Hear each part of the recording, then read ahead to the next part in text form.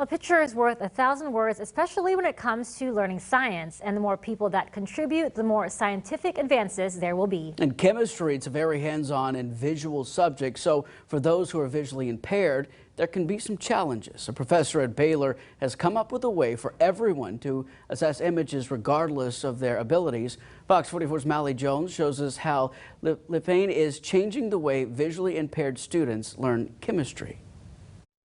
This is a lithophane. By using it, everyone has access to the exact same data, whether they feel it or they read it. Systematically, it's been very exclusive for people with disabilities, I would say, especially blind people, since it's a very visual subject. Noah Cook is a sophomore at Baylor and wants to go into research. But in a field like chemistry that is historically exclusive and partially inaccessible, lithophane is a game changer. Blind people stay in their own little corner and correspond with each other, but now that, you know, the bridge is kind of gapped, it's going to be really helpful for promoting inclusivity and in the STEM field. Baylor professor Brian Shaw wanted to find a way to make data shareable using formats blind and sighted people can access. We stumbled upon an old-fashioned art form, and now we're using it to rescue science from itself and make it more accessible to people with blindness. Shaw says chemistry is the central science. Without it,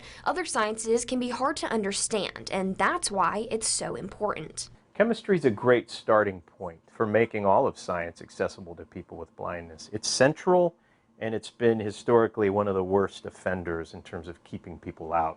Cook says this increased accessibility motivates him to contribute more to the field. Matthew Guberman-Pfeffer agrees. We can lower that barrier, then, you know, my research productivity will go up, my contribution to the scientific conversation will improve. But his undergrad experience at a different school was different. He was strongly encouraged to major in humanities. And so he said to me, I don't know how you've done it so far, you passed all the chemistry courses, but this one you can't pass.